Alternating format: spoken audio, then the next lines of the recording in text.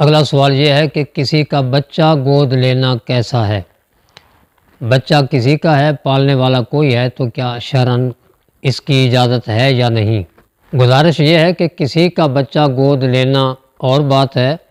اور کسی یتیم کی پرورش کرنا، جس کو سنبھالنے والا کوئی نہ ہو، جس کی پرورش کرنے والا کوئی نہ ہو، اس کی پرورش کرنا یہ الگ بات ہے۔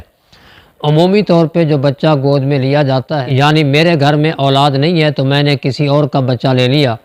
اور اس کو میں نے پالا، تو اس صورت میں اگرچہ علماء نے اس کی بھی اجازت دے رکھی ہے،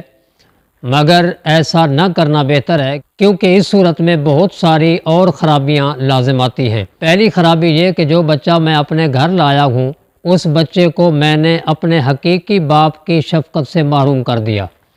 اس کی اپنی حقیقی ماں کی گود سے محروم کر دیا،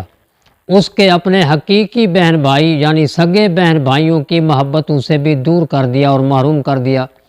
اب نہ تو اسے اپنی نانی کا پیار ملتا ہے، نہ دادی کا پیار ملتا ہے، نہ دادا کا، نہ نانا کا، نہ باپ کا، نہ ماں کا، ان تمام تر محبتوں سے اس کو محروم کر دیا۔ اور اس پر اور ستم گری یہ ہے کہ بچہ کسی اور کا ہے، میں پالنے کے لیے اپنے گھر میں لایا ہوں اور اس کی ولدیت میں نے اپنی طرف منسوب کر دی، اس کا نسب میں نے اپنی طرف منسوب کر دیا، میں نے خود کو اس کا باپ لکھوا دیا۔ یہ ایک بہت بڑی زیادتی ہے اور ناانصافی ہے، اور سمجھ میں نہیں آتی یہ بات کہ وہ والدین کیسے گوارا کر لیتے ہیں کہ خون ہمارا ہے اور نسبت کسی اور کی طرف کی جائے، ہمارے خون کو کسی اور کی طرف منسوب کیا جائے، وہ کیسے گوارا کر لیتے ہیں؟ یہ بہت بڑی ایک غیرت کا سوال ہے، اور اس بات کو غیرت مند لوگ ہی سمجھ سکتے ہیں۔ اس کا نسب اپنی طرف منسوب کرنا، اس بات کی بھی اسلام ہرگز اجازت نہیں دیتا۔ حضرت زید بن حارثہ رضی اللہ تعالی عنہ ایک عیسائی فیملی سے اغوا شدہ غلام تھے، اور اغوا کاروں نے ان کو آگے بیچ دیا، انہوں نے پھر آگے بیچ دیا، انہوں نے مزید آگے بیچ دیا۔ یہ بکتے بکتے بکتے حضرت خدیجۃ الکبریٰ رضی اللہ تعالی عنہا کے بھتیجے کے پاس آئے۔ آپ کے بھتیجے نے حضرت خدیجۃ الکبریٰ رضی اللہ تعالی عنہا کی خدمت میں پیش کیا۔ حضرت خدیجۃ الکبریٰ رضی اللہ تعالی عنہا نے اپنے بھتیجے سے یہ غلام لے کر حضور نبی کریم صلی اللہ علیہ وآلہ وسلم کی خدمت میں پیش کر دیا۔ اب یہ غلام کی حیثیت سے حضور نبی کریم صلی اللہ علیہ وسلم کی بارگاہ اقدس میں رہنے لگے۔ جب یہ نبی کریم صلی اللہ علیہ وسلم کے خدمت میں پہنچے تو اتنے میں زید بن حارثہ کے والدین کو یہ اطلاع پہنچ گئی کہ ہمارا بیٹا جو اغوا ہو چکا تھا، اب وہ محمد بن عبداللہ نامی شخص کے پاس موجود ہے۔ وہ ڈھونڈتے ڈھونڈتے تلاش کرتے کرتے بارگاہ رسالت مآب میں پہنچے۔ انہوں نے اپنے بیٹے کی واپسی کا مطالبہ کیا تو حضور نبی کریم صلی اللہ علیہ وسلم نے فرمایا کہ زید سے بات کر لو، اگر وہ جانے کے لیے تیار ہے تو ہمارا کوئی اعتراض نہیں۔ تو جب باپ اور چچا نے حضرت زید بن حارثہ سے بات کرنا شروع کی، اور یہ زید بن حارثہ رضی اللہ تعالی عنہ وہ واحد صحابی ہیں جن کا باقاعدہ نام اللہ رب العزت نے قرآن کریم میں ذکر فرمایا، باقی صحابہ کرام کا نام لے کر ذکر نہیں کیا گیا، اشارتاً ذکر ہوا ہے صحابہ کرام کا، ان کی عظمتیں، ان کے مناقب اور فضائل بیان کیے گئے، مگر حضرت زید بن حارثہ رضی اللہ تعالی عنہ کا باقاعدہ قرآن میں نام موجود ہے۔ اور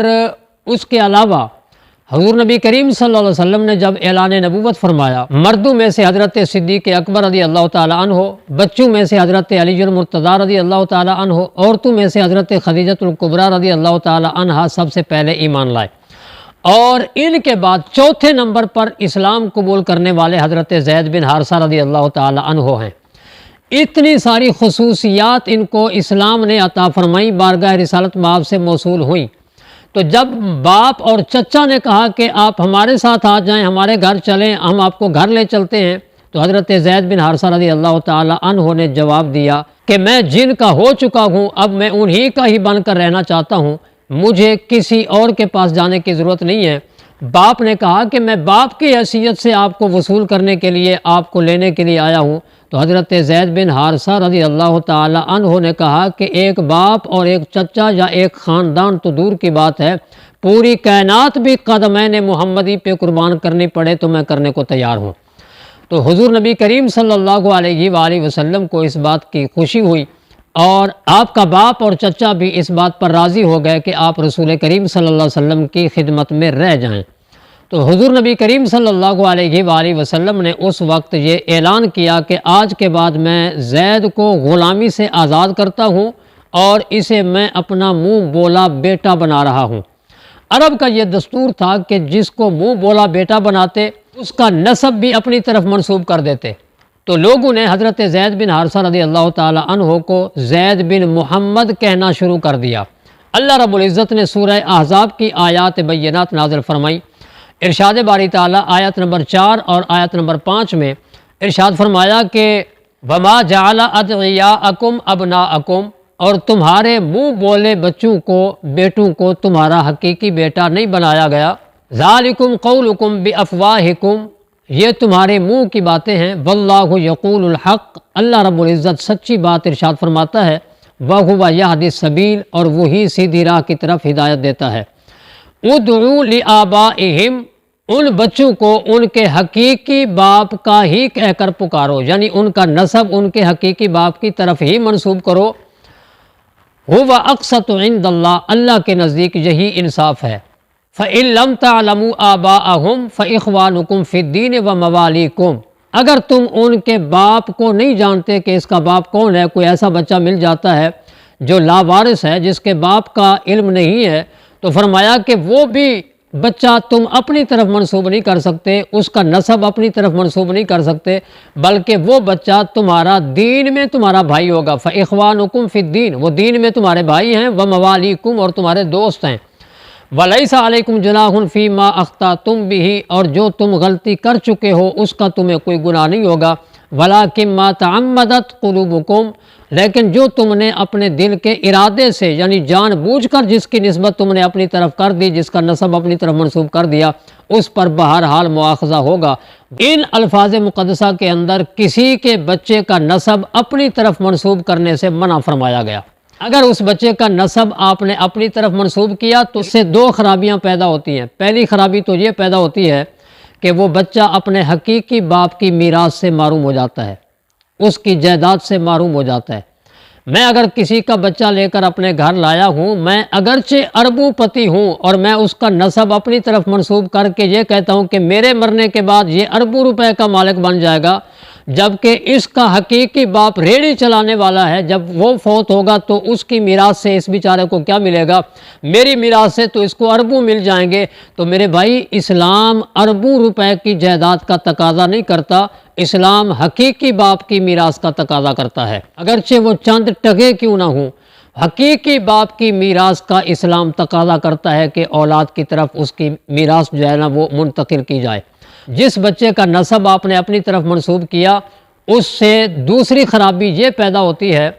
کہ جب وہ بالغ ہوگا تو وہ آپ کی بیوی سے بھی اس کے لیے پردہ لازم ہوگا، آپ کی والدہ سے بھی پردہ لازم ہوگا اگر وہ لڑکا ہے،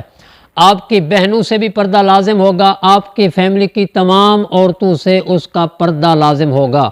اگر وہ لڑکی ہے تو پھر اس کا آپ سے پردہ بھی لازم ہوگا، آپ کے بھائیوں سے پردہ بھی لازم ہوگا، آپ کے والد گرامی سے پردہ بھی لازم ہوگا، آپ کے خاندان کے تمام مردوں سے اس کا پردہ لازم ہوگا، جبکہ ہمارے معاشرہ میں ایسا نہیں ہوتا،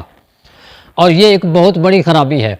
ہاں، اگر آپ ہر چند کسی کا بچہ اپنے گھر لانا چاہتے ہیں اور اسے اپنے حقیقی ماں باپ، حقیقی بہن بھائیوں، ننیال اور ددیال کی محبتوں سے محروم کرنا ہی چاہتے ہیں، آپ بزید ہیں اس بات پر کہ میں کسی کا بچہ پالوں گا یا پالوں گی، تو آپ اپنے کسی قریبی رشتہ دار کا بچہ لے آئیں، کسی بھائی کا بچہ لیں، اپنی بہن کا بچہ لیں، تاکہ جب وہ بالغ ہو جائے آپ کے گھر والوں سے اس کو پردہ کرنا لازمی نہ ہو۔ اسلام نے جس وجہ سے کسی کا بچہ پالنے کی اجازت دی ہے، وہ آپشن یہ ہے کہ کوئی بچہ یتیم ہو گیا ہے، اس کا باپ فوت ہو گیا یا ماں فوت ہو گئی، اس کو سنبھالنے والا پالنے والا کوئی نہیں، یا کوئی لاوارث بچہ ملا ہے جس کے والدین کا، جس کے فیملی کا، جس کے خاندان کا کوئی پتہ نہیں کہ یہ کہاں کا رہنے والا ہے۔ یا ہمارے معاشرے میں جو ایک یہ برائی بھی پائی جاتی ہے کہ بچہ کو جنم دینے کے بعد ماں اسے لاوارث چھوڑ دیتی ہے، کسی جگہ پہ پھینک دیتے ہیں۔ ایسا بچہ آپ کو ملا، آپ اس کی پرورش کرتے ہیں اس کا سرپرست بن کر، تو آپ کو اس کا اجر و ثواب بھی ملے گا، اور اس بچے کا بھی نسب آپ اپنی طرف منسوب نہیں کر سکتے۔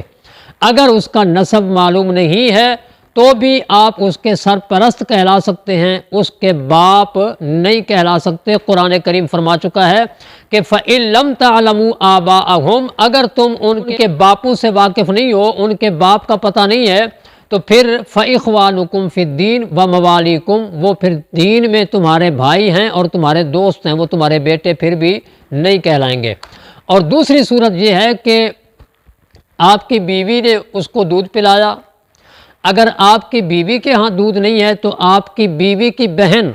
یا آپ کی اپنی بہن اس کو دودھ پلا دے، پھر بھی وہ آپ کا فیملی ممبر بن جائے گا، آپ کے خاندان کا فرد بن جائے گا۔ اس صورت میں بھی اس کا پردہ آپ کے خاندان میں لازم نہیں ہوگا۔ اگر وہ لڑکی ہے، بچی ہے، تو آپ کے خاندان کے مردوں سے پردہ ضروری نہیں ہوگا، اگر وہ لڑکا ہے تو آپ کے خاندان کی عورتوں سے، مثلا آپ کی بیوی ہے، آپ کی والدہ ہے، آپ کی ہمشیرگان ہیں، ان سے پردہ اس کا ضروری نہیں ہوگا، کیونکہ وہ پھر محرم بن جائے گا۔ کیونکہ جس بچے کو دودھ پلا دیا جاتا ہے، دودھ پلانے کا رشتہ اتنا عظیم رشتہ ہوتا ہے کہ جس عورت نے کسی بچے کو دودھ پلایا، اس عورت کی تمام اولاد اس دودھ پینے والے بچے کے بہن بھائی بن جاتے ہیں۔ اسی طرح دودھ پینے والے کے اپنے جو حقیقی ماں باپ سے جو اس کے بہن بھائی ہیں، وہ بھی تمام کے تمام آپ کے تمام بچوں کے بہن بھائی بن جائیں گے۔ ان کے آپس میں پھر نکاح نہیں ہو سکیں گے، یہ محرم بن کر آپ کے گھر میں رہے گا یا رہے گی، زندگی بسر کرے گا یا بسر کرے گی، اس کے لیے پھر پردہ لازم نہیں ہوگا۔ تو اسلام نے کسی کا بچہ پالنے کی جو اجازت دے رکھی ہے وہ ان شرائط کے تحت ہے کہ یا تو کوئی بچہ لاوارث ملا، آپ اس کی سرپرستی کریں، آپ اس کے حقیقی باپ نہیں کہلا سکتے، اس کا نسب اپنی طرف منسوب نہیں کر سکتے،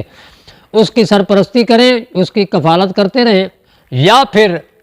وہ بچہ کہ جس کا باپ یا ماں فوت ہو گئے ہیں اور ان کو سنبھالنے والا کوئی نہیں ہے، آپ اس کی پرورش کرنا چاہتے ہیں، یتیم کی سرپرستی کر کے آپ اس کی کفالت کریں گے، آپ اپنی بیوی سے یا اپنے کسی قریبی رشتہ دار عورت سے اس کو دودھ پلوا دیں تاکہ وہ آپ کا فیملی ممبر بن جائے، آپ کے خاندان کا فرد بن جائے، آپ کے گھر کا فرد بن جائے اور آپ کے گھر والوں کا وہ محرم بن جائے، وہ محرمات میں شامل ہو جائے۔ اس بات کی تو اسلام اجازت دیتا ہے۔ لیکن کسی کا بچہ جس کے والدین زندہ ہیں، آسائش اور محبت کی زندگی وہ بسر کر سکتا ہے، پرسکون زندگی بسر کر سکتا ہے، اس کو وہاں سے اکھیڑا، وہاں سے چھینا اور اپنے گھر میں لا کے اسے پالنا شروع کر دیا۔ اور یہ بات بھی ذہن میں رہے کہ اگر کسی کا بچہ آپ اپنے گھر لانا چاہتے ہیں تو اس کے لیے آپ کی بیوی کی اجازت کا ہونا بھی ضروری ہے۔ آپ جبراً اپنی بیوی کے متھے کسی دوسرے کا بچہ نہیں مار سکتے۔ اسی طرح اگر آپ کسی کو اپنا بچہ دے رہے ہیں تو میاں بیوی دونوں کی اجازت کا ہونا ضروری ہے، ماں سے اجازت لی جائے گی، اگر وہ ماں اجازت دے گی تو آپ بچہ دے سکتے ہیں، ورنہ نہیں دے سکتے۔ اگر اپنے گھر میں لانا چاہتے ہیں تو بھی آپ کی بیوی اجازت دے گی تو آپ اس بچے کو بیوی کے سپرد کر سکتے ہیں۔ اگر بیوی کی اجازت کے بغیر آپ نے کسی کا بچہ اپنے گھر میں آپ لائے تو پھر اس کی تمام تر دیکھ بھال کرنا، اس کی ضروریات پورا کرنا، اس کا کھانا کھلانا، اس کو نہلانا دھونا، یہ سب آپ کی ذمہ داری ہوگی۔ آپ بیوی پہ جبراً یہ حکم عائد نہیں کر سکتے۔ لہٰذا جس بچے کے والدین زندہ ہیں اس کو خواہ مخواہ وہاں سے اکھیڑ کر اپنے گھر میں نہ لائیں، اسے اپنے خاندان کی محبتوں سے محروم نہ کریں، اسے حقیقی باپ کی میراث سے محروم نہ کریں، یہ خرابیاں معاشرے میں پیدا نہ کریں۔ اور جس بچے کا باپ یا ماں فوت ہو گئے ہیں اس کو آپ اپنے گھر میں لانا چاہتے ہیں تو یقیناً آپ کو اس کا اجر و ثواب ملے گا، مگر کسی بھی صورت میں آپ کسی دوسرے بچے کا نسب اپنی طرف منسوب نہیں کر سکتے، چاہے کہ آپ کی بیوی نے اسے دودھ بھی پلایا ہو تو بھی آپ رضائی باپ اور رضائی ماں کہلائیں گے، آپ اس کے حقیقی ماں باپ نہیں بن سکتے۔